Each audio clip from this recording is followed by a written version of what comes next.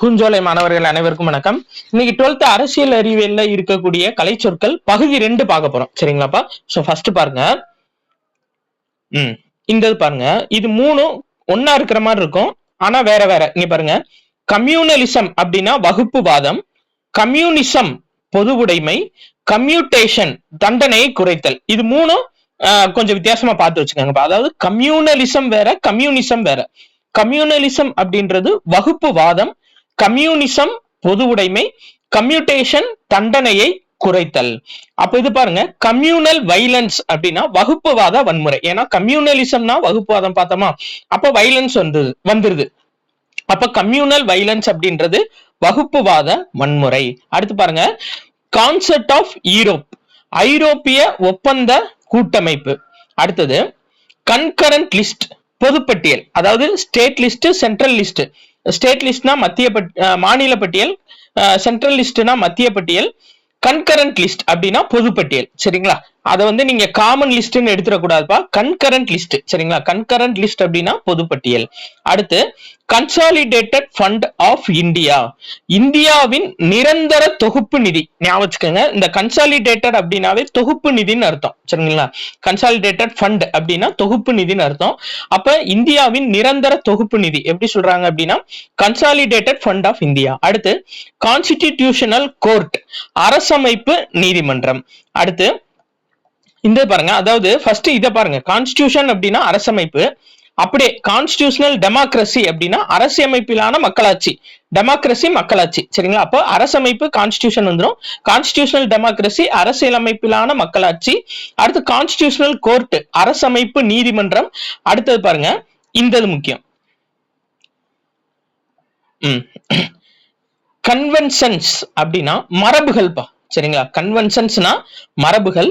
Council of states, மாநிலங்களவை. சரிங்களா? மாநிலங்களவை எப்படி சொல்றாங்க அப்படின்னா council of states. Legislative assembly அப்படின்னா மக்களவை. சரிங்களா? கவுன்சில் ஆஃப் ஸ்டேட்ஸ் அப்படின்னா மாநிலங்களவை. சரிங்களா? ஓகேப்பா. அதாவது சட்டமன்றம், லெஜிஸ்லேட்டிவ் அசம்பிளினா சட்டமன்றம், கவுன்சில் ஆஃப் ஸ்டேட்ஸ்னா மாநிலங்களவை. சரிங்களா? Right, okay. அடுத்து பாருங்க, கிரிமினல் லா, குற்றவியல் சட்டம். கல்ச்சுரல் டைவர்சிட்டி, பண்பாட்டு பன்முகத்தன்மை. ஏன்னா டைவர்சிட்டினா பன்முகத்தன்மை, கல்ச்சுரல்னா பண்பாடு. சரிங்களா? அப்ப பண்பாட்டு பன்முகத்தன்மை. அடுத்து டீசென்ட்ரலைசேஷன், அதிகார பரவல். அதாவது சென்ட்ரலைசேஷன்னா அதிகார குவிப்புன்னு வரும். சரிங்களாப்பா? ஏன்னா சென்ட்ரலா ஒரு இடத்துல இருந்து எல்லா இடத்துலயும் அதிகாரம் பரவுறது, அது வந்து சென்ட்ரலைசேஷன்னா அதிகார குவிப்பு.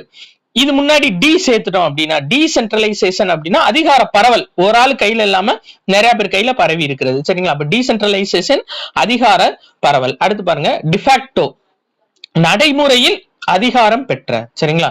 டிஃபாக்டோ அப்படின்றது நடைமுறையில் அதிகாரம் பெற்ற. அடுத்து டிஃபாரஸ்டேஷன், காடு அழித்தல். டெமோக்ராட்டிக் ஃபெடரலிசம் அப்படின்னா மக்களாட்சி கூட்டாட்சி. ஞாபகம் வச்சுக்கோங்கப்பா, டெமோக்ராட்டிக்னா மக்களாட்சி, ஃபெடரலிசம் இந்த வார்த்தையை ஞாபகம் வச்சுக்கோங்க அப்படின்னா கூட்டாட்சி. சரிங்களாப்பா? ஃபெடரலிசம்னா கூட்டாட்சி. ஃப்ரெண்டு அப்படின்னு ஞாபகம் வச்சுக்கோங்க, ஃப்ரெண்டுனா கூட்டா தானே சுத்துவோம். அப்ப டெமோக்ராட்டிக்னா மக்களாட்சி, ஃபெடரலிசம் கூட்டாட்சி, மக்களாட்சி கூட்டாட்சி. சரிங்களா? டெமோக்ராட்டிக் ஃபெடரலிசம் அப்படின்றது. இதுவே டெமோக்ராட்டிக் சோசியலிசம்னா சமதர்மம். சரியா?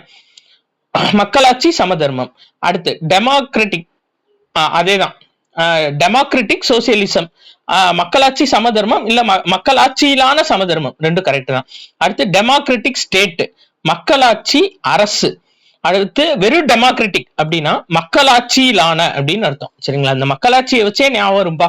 டெமோக்ராட்டிக்னா மக்களாட்சி, கூட ஃபெடரலிசம் சேர்த்தா மக்களாட்சி கூட்டாட்சி, கூட சோசியலிசம் சேர்த்தா சமதர்மம். அவ்வளவுதான். சரியா? இதை மட்டும் பாத்துக்கோங்க. அடுத்து தர்மா அப்படின்னா தர்மம். ஓகே. டிஜிட்டல் இந்தியா, மின்னணு இந்தியா. டிப்ளோமெசி, தூதாண்மை. வித்தியாசமா இருக்கும், ஞாபகம் வச்சுக்கோங்க. டிப்ளோமெசி அப்படின்னா தூதாண்மை. அடுத்து டிஸ்டிங்டிவ் ஃபியூச்சர், தனித்துவமான அம்சம். டிஸ்டிங்டிவ் அப்படின்னா தனித்துவமான அர்த்தம். சரிங்களாப்பா? இப்ப அதாவது டிஸ்டிங்டிவ் ஃபாரஸ்ட் சொல்லுவாங்க, தனித்துவமான காடுகள், இங்க மட்டும்தான் இதெல்லாம் விளையும் அந்த மாதிரி சொல்லுவாங்க. அப்ப டிஸ்டிங்டிவ் ஃபியூச்சர் அப்படின்னா தனித்துவமான அம்சம். அடுத்தது டிஸ்ட்ரிபியூஷன் ஆஃப் பவர்ஸ், அதிகார பங்கீடு. டிவிஷன் ஆஃப் பவர்ஸ், அதிகார பகிர்வு. இங்க பாருங்க, இது ரெண்டும் ஒரே மாதிரி இருக்கும், ஆனா வேற வேறாது. டிஸ்ட்ரிபியூஷன் ஆஃப் பவர்ஸ்னா அதிகார பங்கீடு, ஒரு பங்கு 2 பங்குன்னு சொல்லி கொடுக்கிறது. டிவிஷன் ஆஃப் பவர்ஸ்னா அதிகார பகிர்வு, நீங்க வந்து first rank, second rank, third rank இந்த மாதிரி கொடுக்குறது. சரிங்களா? அப்ப பகிர்வுனா டிவிஷன் வரும், பங்கீடுனா டிஸ்ட்ரிபியூஷன் வரும். அடுத்து பாருங்க, டபுள் பேலட் எலக்டோரல் சிஸ்டம் அப்படின்னா இரு வாக்குச்சீட்டு வாக்காளர் முறைமை. சரிங்களா? டபுள் பேலட் எலக்ட்ரல் சிஸ்டம் அப்படின்னா இரு வாக்குச்சீட்டு வாக்காளர் முறைமை. அடுத்து டியூயல் சிட்டிசன்ஷிப், இரட்டை குடியுரிமை.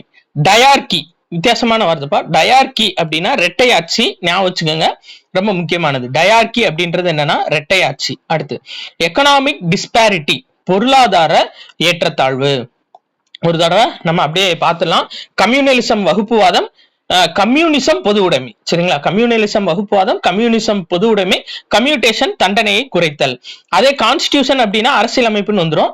கான்ஸ்டிடியூஷனல் டெமோக்ரஸினா அரசமைப்பு மக்களாட்சி. அடுத்து இந்த பாருங்க, டீசென்ட்ரலைசேஷன் அப்படின்னா அதிகார பகிர்வு, டிஃபெக்டோ நடைமுறையில் அதிகாரம் பெற்ற. அடுத்து டெமோக்ராட்டிக் அப்படின்னா மக்களாட்சி, நம்மளுக்கு தெரியும். பெடரலிசம்னா கூட்டாட்சி, சோசியலிசம்னா சமதர்மம்.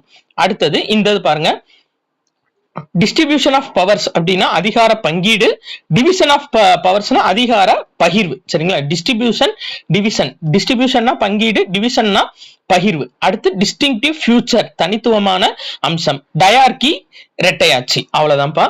சோ அடுத்தது மூணாவது பார்ட் அடுத்த வீடியோல நம்ம பார்க்கலாம். நன்றி.